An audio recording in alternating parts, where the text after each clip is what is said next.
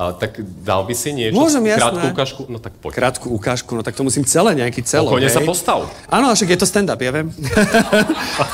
No, ja keď som v roku 2017 ma z televízii Markíza zavolali na Pevnosť Bojard. Tak ja som sa potešil, Pevnosť Bojard, hej, ako chlapec zo Zlatých Moraviec.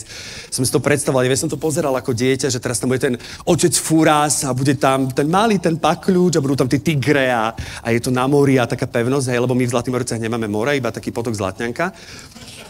A teraz, keď sme tam prišli na tú Pevnosť Bojard, tak sme mali najprv také školenie, že nám vysvetlili, akým spôsobom sa máme správať k zvieratám, ktoré sa nachádzajú na pevnosti Bojard. Že ako sa máme správať k tigrom, keby sme náhodou padli do tej tigrej klietky, ako sa máme správať k hadom.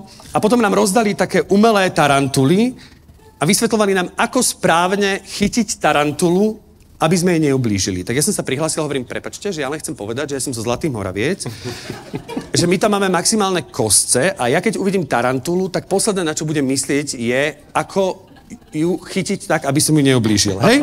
To len akože pre istotu, just for the record, dávam vedieť. No a teraz sme išli na tú Pevnosť Bojard, no a nakoniec najväčší problém bol ten trpazlík, ale to som vtedy ešte nevedel. On tam bol ten Pakľúč, a ja som ho zbadal, že aký si zlatý, taký malý si aj naživo. Rozkošný, hej. A teraz on ten trpazlík, on tam nie len na to, že vám ukáže, že získali ste jeden bod, alebo že uhádol si indíciu, alebo že teraz ideme doprava, ale on tam je na to, že on vás vlastne umiestňuje na tú kameru, lebo celé je to akoby priamy prenos, celé sa to odohráva v reálnom čase. Takže on nás tak umiestňoval, že kamera a takto vlastne stále. A on mal vtedy také nezávislacké obdobie a on mal dlhé vlasy, ktoré si dal akože do drdolu. Čiže keď bol vlastne takto a robil to a kamera, žetko, tak mi vlastne stále ako keby nejakým spôsobom búchal do guly a ja som tak akože, že asi to tak má byť, ne, však to je tá Pevnosť Bojard, ne, tak proste takto to je, že pripravujú vás na tarantuly, ale na to malého zmrda vás proste nikto nepripraví, tak som sa tak akože, a hovorím si, že Pane Bože, to budú vidieť v Zlatých Moravciach, ja mu to musím povedať. Tak sme utekali po tých schodoch a hovorím, excuse me, a on že, no English. A ja, že vážne? Tak sme utekali, ja teraz hovorím Evelyn, že Eva, počuj ma.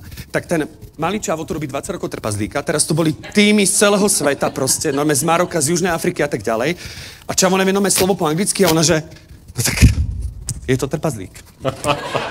No a teraz bola úplne vyhrotená situácia, že sme stáli na takom útese, teraz tam špliechalo to more, opakujem, more v Zlatých není, takže som ho videl prvýkrát. Špliechalo to more a my sme mali nič iné, iba sme mali stáť a povzbudzovať Reného Štúra, ktorý bol v 20-metrovej výške, lebo sa šplhal za kľúčom. A my sme stáli a mali sme iba, že do toho, René! Kričali sme do toho, René, lenže do toho špliechalo to more, takže podvedome som sa začal odťahovať od toho útesu, aby ma nespláchlo to more, lebo logicky som videl iba potok Zlatňanka, more som nepoznal. A teraz tam bol ten trpazlík, ktorý stále, že a kamera, sa stále posúval, je, že nepadnem do mora, hej, upokoj sa malý. Do toho, René, on že a kamera, že no, tak to není som na to hrdý, len si pamätám, ako sa mi zatemnilo pred očami.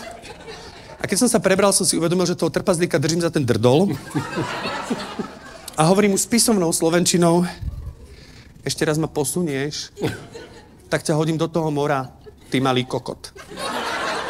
Čiže bol som na Pevnosti Bojard, nezískal som žiaden bod, neuhádol som žiadnu indíciu, ale pohádal som sa s trpazlíkom.